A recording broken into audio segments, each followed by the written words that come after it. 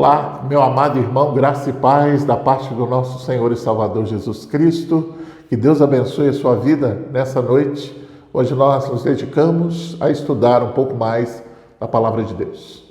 Hoje, quarta-feira, dando sequência aos nossos estudos na carta de Paulo aos Efésios, tentamos seguir na linha que temos já caminhado, na qual nós já temos caminhado durante alguns meses, dando consecução assim à exposição do texto de forma linear e progressiva. Mas para iniciarmos o nosso momento de culto, eu queria ler um texto que se encontra no Salmo 133. Esse é um salmo muito conhecido da maioria de nós, mas eu vou lê-lo numa versão diferente, como eu tenho usado geralmente nas minhas devocionais, que é a versão da Bíblia King James. Salmo 133, Feliz é a fraternidade dos crentes. Esse é o título aqui, segundo a versão King James, e diz assim: como é feliz e agradável observar quando os irmãos vivem em fraternidade.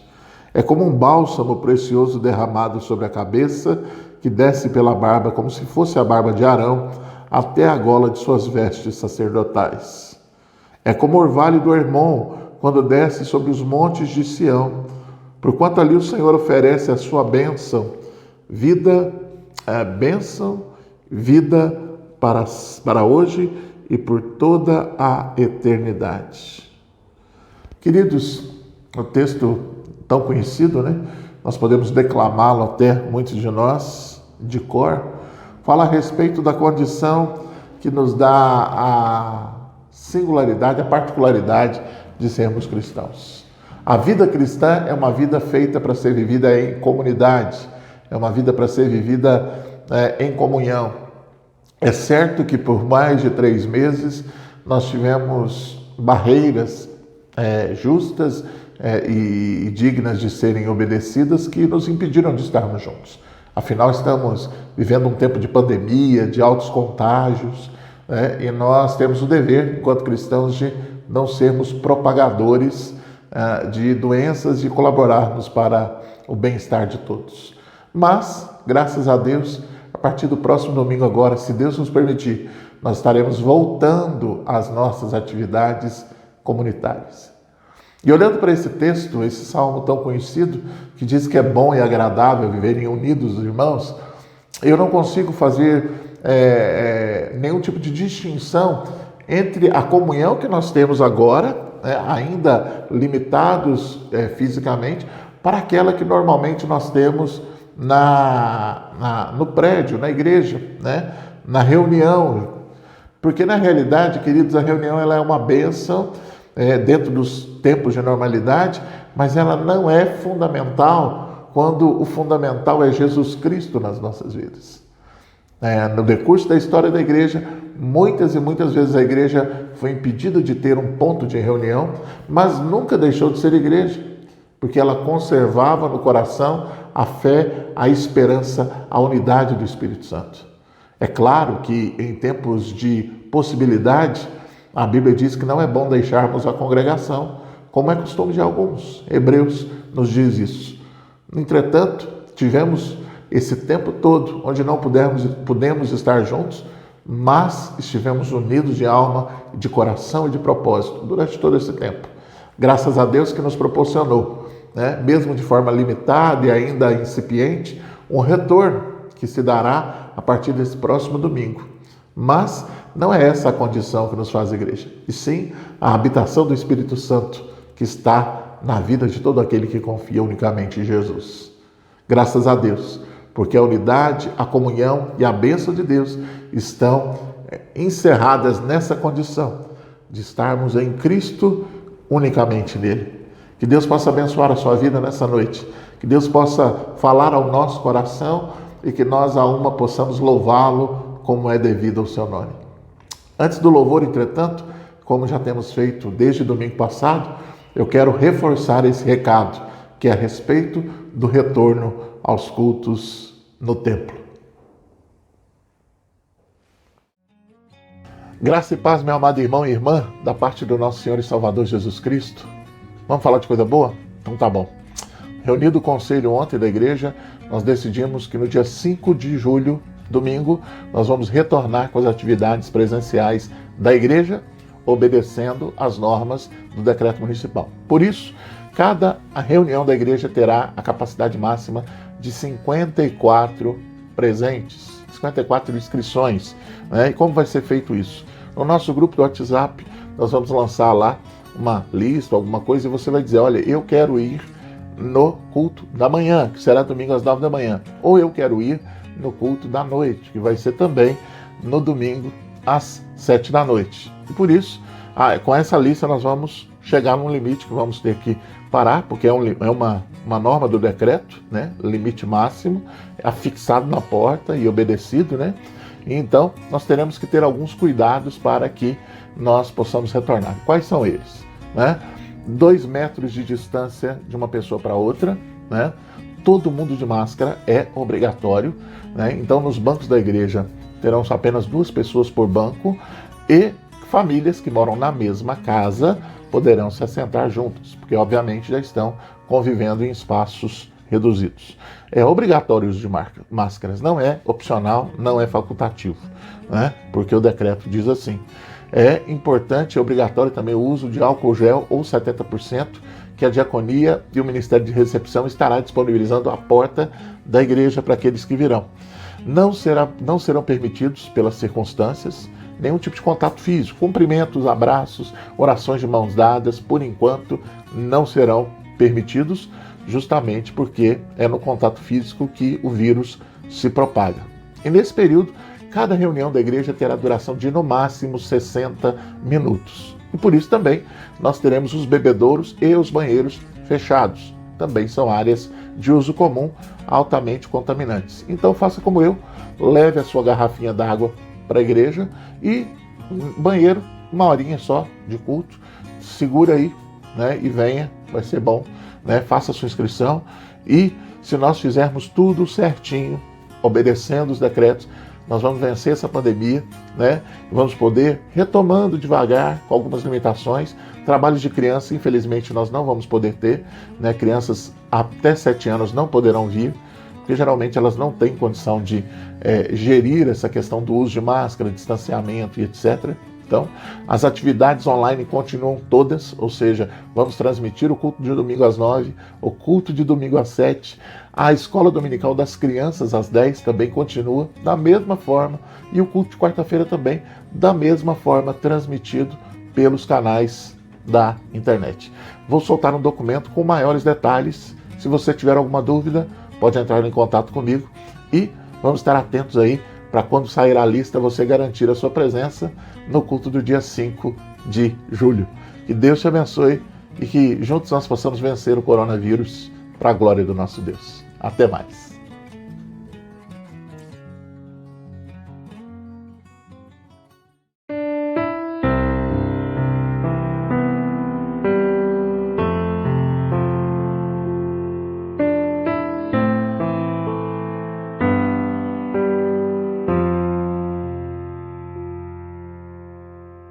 No início eras a palavra, com Deus o Altíssimo.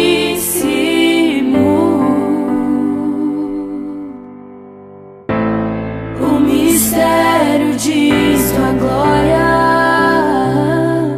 Cristo em ti se revelou. Oh, quão lindo esse nome é! Oh, quão lindo esse nome é! O nome de Jesus, meu Rei.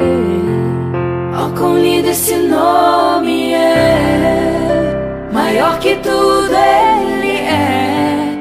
Oh, quão lindo esse nome é!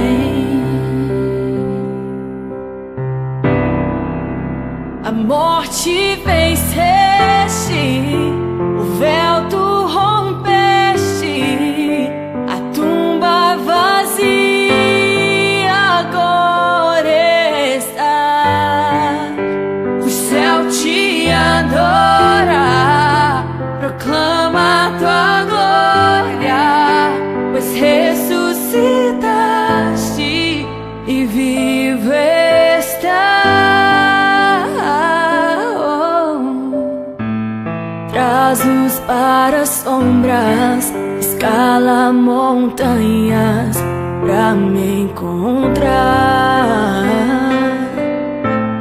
derruba muralhas, destrói as mentiras pra me encontrar, traz luz para as sombras, destrói as mentiras pra me encontrar, derruba muralhas, destrói as mentiras pra me encontrar. Impressionante, infinito e ousado amor de Deus, que deixa as 99 só pra me encontrar. Não posso comprá-lo, nem merecê-lo, mesmo assim se entregou. Impressionante, infinito e ousado amor de Deus. Impressionante, infinito e ousado amor de Deus.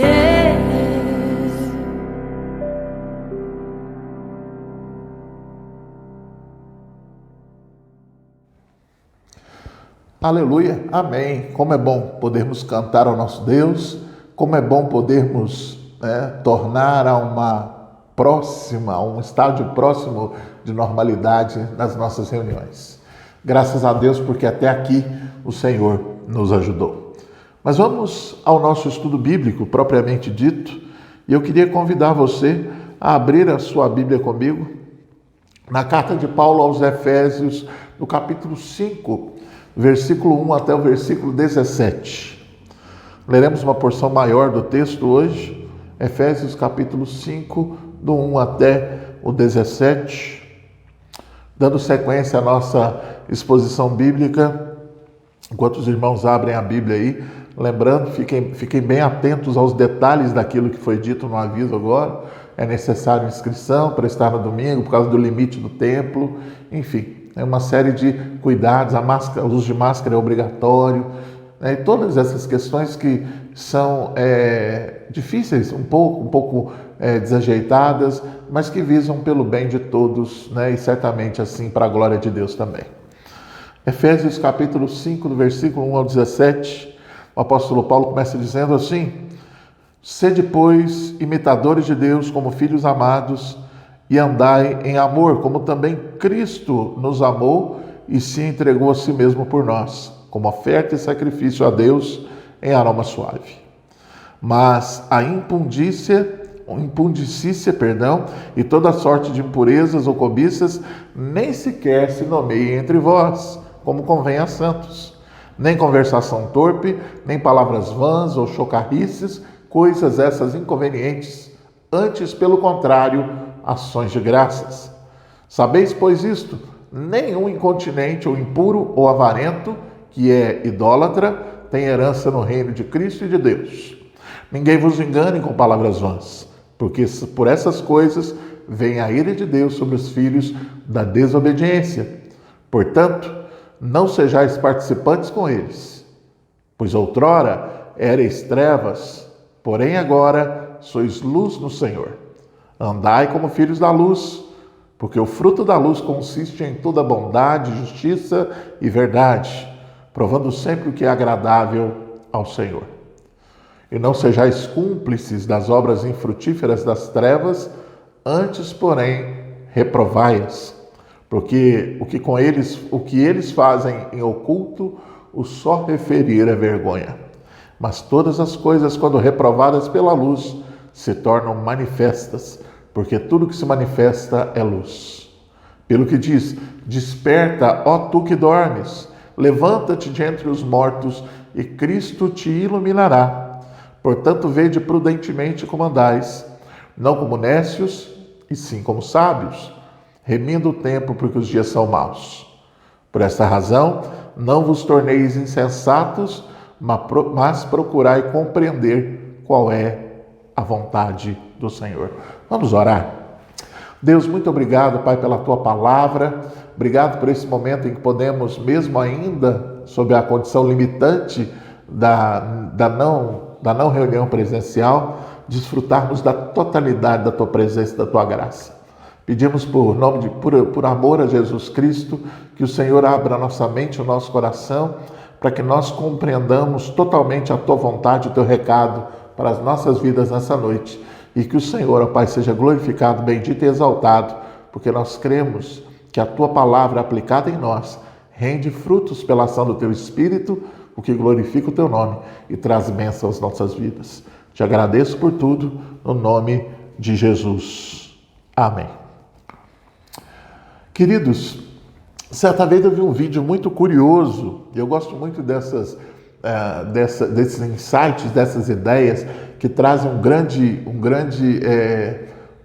grande verdade, um grande ensino moral em pequenos gestos, em pequenas palavras. E esse vídeo ele fez com que eu pensasse muito sobre a responsabilidade que os pais têm para com seus filhos. Esse era um vídeo muito simples. Na realidade, era feito com fotos de crianças que estavam imitando os gestos dos seus pais.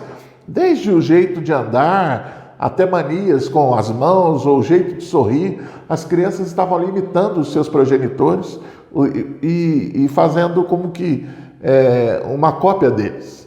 Isso é muito interessante, porque na realidade as crianças estão o tempo todo observando e imitando os seus pais. Isso é de fato uma realidade, é algo que acontece. Os filhos imitam os pais. Só que no vídeo, infelizmente, além de coisas simples e cotidianas, havia também coisas muito ruins que estavam sendo imitadas pelos filhos, né? E, queridos, na realidade, isso tem tudo a ver com o nosso texto e com a intenção do nosso estudo hoje, né? Na realidade, esse texto que nós lemos, ele nos informa que nós somos filhos de Deus. Aleluia! Essa é a condição daqueles que foram encontrados por Jesus e resgatados por Ele. Entretanto, a confirmação de que somos filhos de Deus será dada pelas nossas palavras e também pelas nossas atitudes, se forem semelhantes às atitudes e às palavras de Jesus. No capítulo 4, que nós vimos até na semana passada, nós vimos Paulo falando sobre a unidade e a pureza que deve existir no coração da igreja, nos membros da igreja, e nos ensinou também que nós precisamos andar de modo digno da nossa vocação, ou seja, de modo diferente do como as pessoas sem Cristo andam. Agora, no capítulo 5, Paulo acrescenta para nós que nós precisamos andar em amor como Cristo andou, imitando a Deus, o seu Pai. Capítulo 5, versículo 1, Paulo nos ensina literalmente, provem que são filhos de Deus, porque essa é a condição que Deus requer de vocês. E aí talvez você me pergunte, mas como? Como eu posso provar que eu sou um filho de Deus? E Paulo nos apresenta 3 respostas, que eu gostaria que nós meditássemos nelas nessa noite, que nos mostram qual é a condição para que nós possamos provar que somos filhos de Deus. Primeira coisa, Paulo nos diz é que nós precisamos, para provar que somos filhos de Deus, andar em amor. Olha o versículo 1 e 2 de Efésios 5. Sede, pois, imitadores de Deus como filhos amados, e andai em amor, como também Cristo nos amou, e se entregou a si mesmo por nós, como oferta e sacrifício a Deus, em aroma suave. Perdão. Queridos, como eu já disse antes, no primeiro versículo, a ordem é ser um imitador de Deus, como um filho que imita um pai. Há um psiquiatra chamado Flávio Gicovati, e nos seus livros, ele escreveu alguns livros, ele afirmava uma verdade que nós podemos confirmar no decurso da vida. Os filhos imitam o exemplo dos pais, principalmente do pai. É claro que Deus não pode ser imitado em tudo, né? Não podemos ser cópias de Deus. Não podemos ser onipotentes, por exemplo. Não podemos termos condições de sermos oniscientes, nem onipresentes, nem imutáveis como Deus é, e dentre outros atributos que a teologia chama de incomunicáveis, ou seja, aqueles que Deus não partilha com a sua criação. Mas também não foi nesse sentido que Paulo nos ordenou, a imitar a Deus. O conselho de Paulo para nós é: imitem a Deus no amor. Amem como ama o Senhor. Amem como Jesus amou a vocês.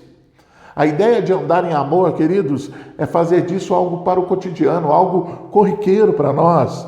Amar para o cristão deve ser uma ação corriqueira. O amor precisa ser a principal regra da nossa vida. Deve ser aquilo que permeia as atitudes mais básicas, mais cotidianas, às mais complexas. No amor de Jesus, nós encontramos o tipo de amor com o qual nós devemos amar. O amor de Jesus envolve pelo menos dois aspectos que precisam ser observados por nós: o perdão e o sacrifício.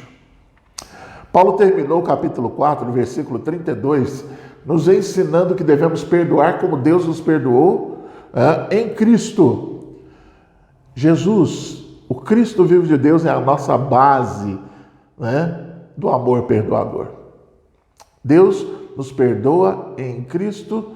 Cristo perdoou os seus algozes na cruz, e nós precisamos imitá-lo nisso também. E somos convidados a amar também de modo sacrificial.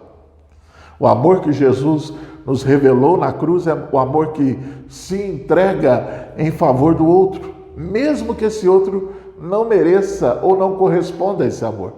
É muito fácil amar quem ama a gente, né? É muito fácil corresponder a um amor que vem ao nosso encontro. Mas o amor que a Bíblia nos manda ter é um amor que não espera contrapartida. É um amor que vai em direção do outro, sem esperar nada em troca. Em Romanos 5,8, Paulo afirma que Deus provou o seu próprio amor para conosco, tendo Cristo morrido por nós, sendo nós ainda pecadores. Em 1 João capítulo 3, versículo 16, nós lemos assim: nisto conhecemos o amor. Cristo deu a sua vida por nós e nós devemos dar a nossa vida pelos irmãos. Andar em amor, queridos, nos levará, sem dúvida, ao perdão e ao sacrifício. Se o seu amor não inclui essas duas coisas, se o amor que você tem dito ter não inclui essas duas condições, você ainda não está imitando a Deus como filho amado. E para andar em amor, é preciso andar como Jesus andou. É preciso amar como Jesus amou. E a pergunta que você precisa fazer para si mesmo: como eu tenho amado as pessoas? Como eu tenho me interessado? Como eu tenho chorado por aqueles que choram, me alegrado com aqueles que se alegram? O contrário de amor não é ódio, é indiferença. É quando eu não ligo se a pessoa está sofrendo ou não. É quando não faz a menor diferença no meu dia, se alguém está passando por uma luta, alguém a quem eu deveria amar. Até onde eu estou disposto a ir para provar que eu sou filho de Deus? São perguntas que nós precisamos fazer de nós para nós mesmos. E Paulo nos convida a essa reflexão, obviamente orientado pelo Espírito Santo. Só que Paulo nos exorta ainda que nós precisamos também, além de andar em amor, andar como filhos da luz. Olha o que diz o versículo 3 até o 14. Efésios capítulo 5, do versículo 3 até o 14. Efésios 5, do 3 ao 14 diz: mas a impudicícia e toda sorte de impurezas ou cobiça nem sequer se nomeia entre vós, como convém a santos. Nem conversação torpe, nem palavras vãs ou chocarrices, coisas essas inconvenientes. Antes, pelo contrário, ações de graças. Sabei, pois, isto: nenhum incontinente ou impuro ou avarento, que é idólatra, tem herança no reino de Cristo e de Deus. Ninguém vos engane com palavras vãs, porque por essas coisas vem a ira de Deus sobre os filhos da desobediência. Portanto, não sejais participantes com eles, pois outrora erais trevas, porém agora sois luz no Senhor. Andai como filhos da luz, porque o fruto da luz consiste em toda bondade e justiça e verdade, provando sempre o que é agradável ao Senhor. E não sejais cúmplices nas obras infrutíferas das trevas, antes, porém, reprovai-as, porque o que eles fazem em oculto, o só referir é vergonha. Mas todas as coisas, quando reprovadas pela luz, se tornam manifestas, porque tudo que se manifesta é luz.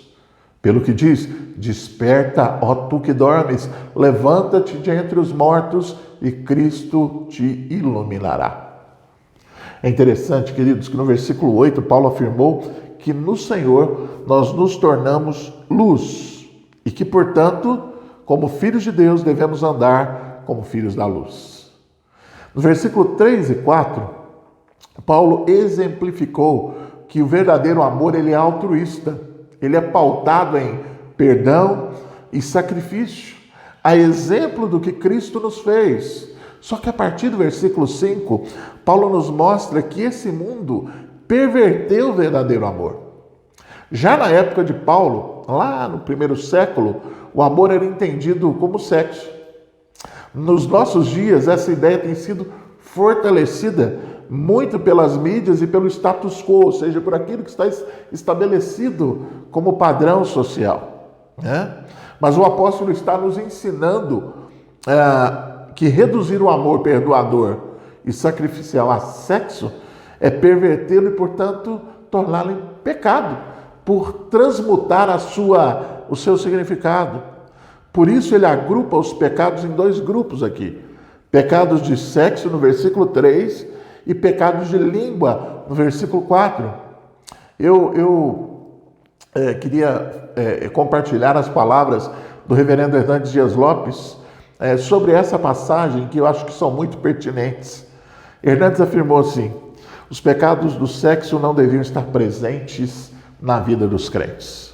A infidelidade conjugal era espantosamente comum nos dias de Paulo. O homossexualismo havia séculos era admitido como uma maneira normal de proceder. Dos 15 imperadores romanos, 14 eram homossexuais. A imoralidade graçava nos templos de Afrodite, em Corinto, e de Diana, em Éfeso. A imoralidade sexual era uma prática comum nesse tempo. Os pecados da língua também não deviam estar presentes na vida dos crentes. Conversação tola, palavras vãs ou chocarrices não devem fazer parte do vocabulário dos crentes. Os cristãos não devem falar palavras obscenas, contar piadas imorais, nem se envolver com mexericos fúteis. Irmãos, o mundo denegriu o sexo às ações típicas de animais. O sexo é uma bênção que Deus criou para ser desfrutado dentro do matrimônio. É algo que Deus criou não como um acidente ou alguma coisa que era suja, não, algo santo, maravilhoso que Deus criou propositalmente, como todas as coisas, para a benfeitoria do ser humano e para a glória dele. Só que a mundanização, o pecado, animalizou a vida ou as práticas sexuais. O sexo, à luz das Escrituras, é uma bênção de Deus. Isso precisa ser ressaltado, dito e redito aqui. É uma oportunidade que o casal tem de reproduzir algo sublime, que é a imagem de Deus. Só que qualquer tipo de atividade que não seja dentro desse padrão, qualquer tipo de apropriação sexual que não esteja encaixado dentro desse padrão conjugal de amor, ele é uma perversão e constitui-se por isso pecado. Digam o que quiserem dizer. Hoje em dia é o politicamente correto que manda.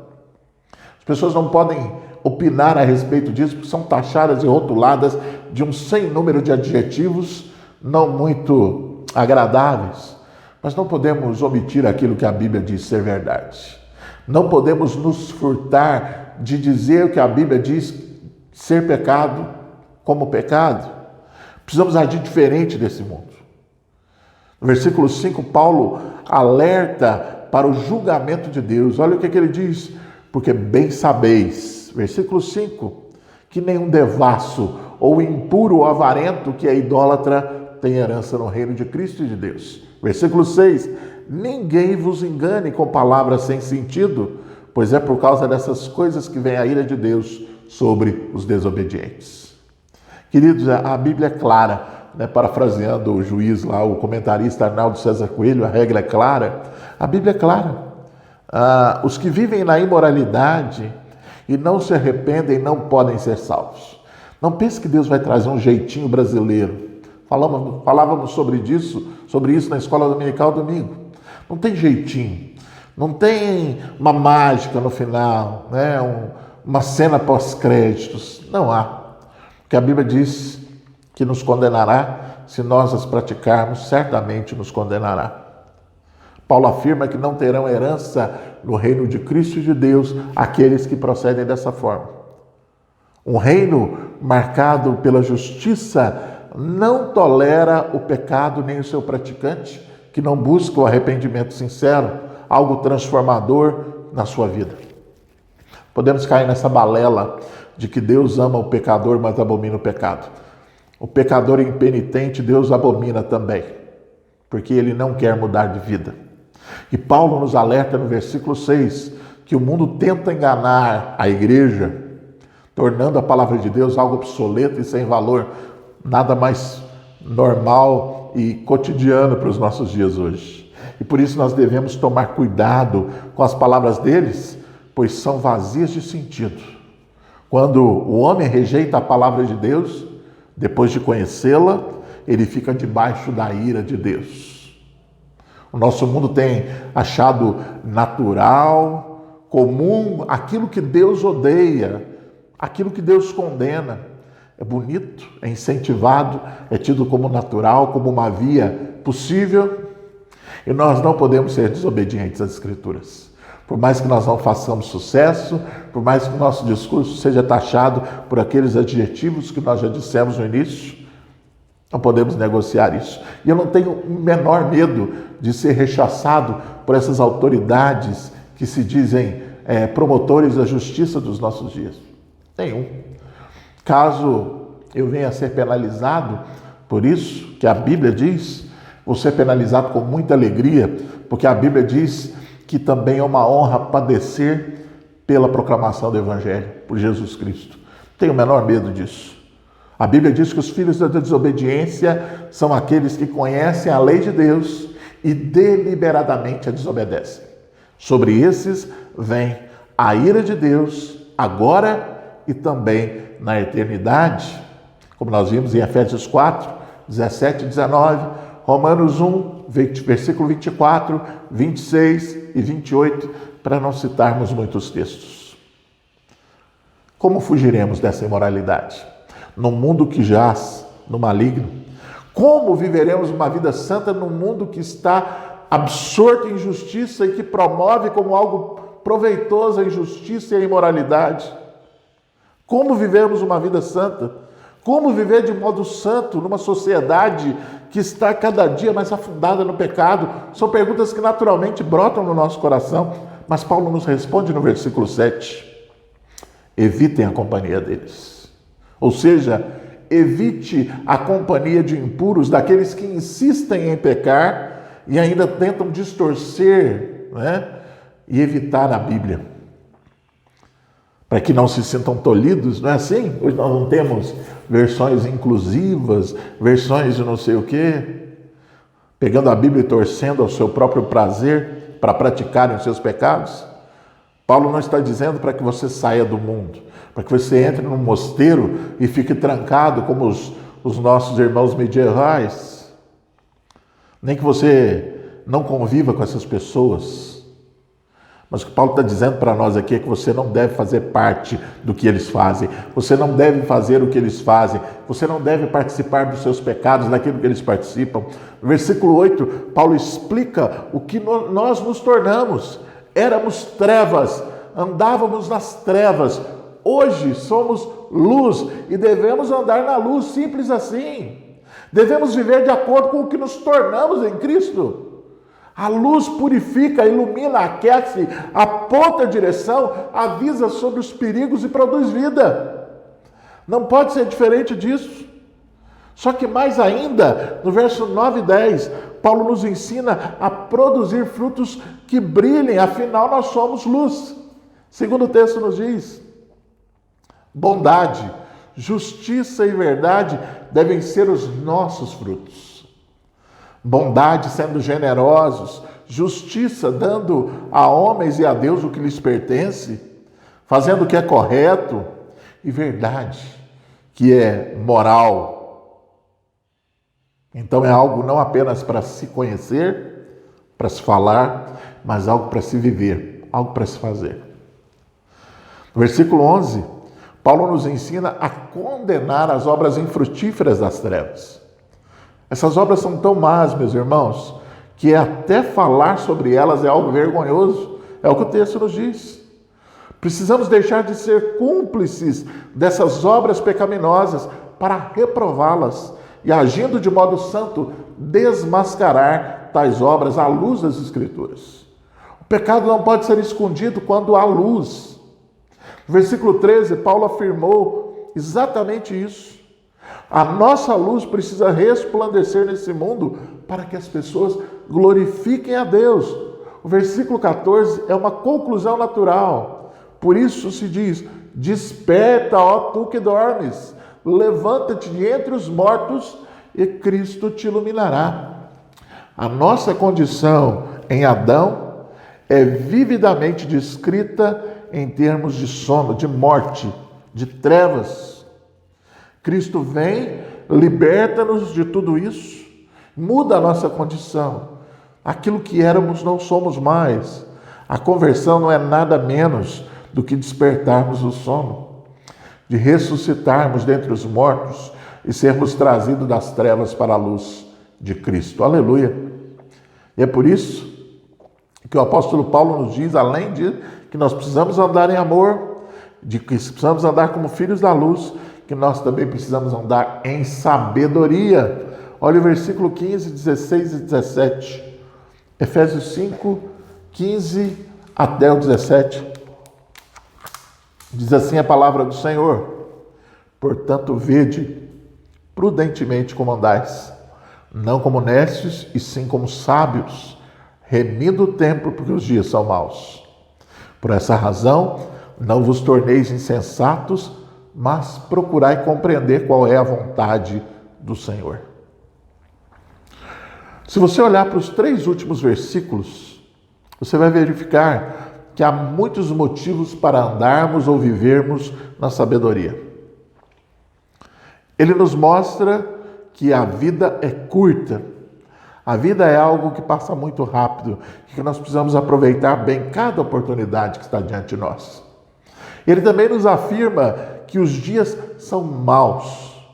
Temos a capacidade de entender o plano de Deus para a nossa vida e de aproveitar bem ou remir o tempo, como está nas versões antigas do texto. Significa literalmente comprar o tempo de volta. É o que nós precisamos fazer. É a ideia de tirar o maior proveito do tempo. Cada oportunidade precisa ser muito bem aproveitada, meus irmãos. O inimigo das nossas almas tem feito uma obra eficaz no mundo. Ele tem enganado as pessoas e as tem feito gastar tempo com todo tipo de futilidade para si mesma e nada para as coisas de Deus. Você já percebeu que por muitas vezes você se perde navegando em Facebook, Instagram, TikTok, YouTube, e na hora que você vê o tempo foi como uma poeira, como uma fumaça? Perdemos tempo, muito tempo com essas coisas. E quem vive assim está escravizado pelo plano de Satanás. Ele tenta nos pressionar para que, pela falta de tempo, nós não pensemos nos valores verdadeiros e reais, enchendo a nossa vida de futilidades. E Paulo nos diz que nós precisamos remir, aproveitar, comprar de volta o tempo para Deus. Queridos, nós temos tempo. O que nós não temos é diligência, vigilância e motivação de servir a Deus. Por isso, Onde estiver o teu tesouro, ali estará o teu coração. Será que nós temos amado a Deus mesmo? Ou nós temos amado muito mais a nós mesmos e os nossos vãos prazeres? Nós precisamos usar o nosso tempo para tirar do inimigo o tempo que ele quer dar para nós. Quem é sábio vai discernir a vontade de Deus. Diz o versículo 17. Jesus orou certa vez para que a vontade do Pai fosse feita e não a dele. Está lá em Lucas 22, 42.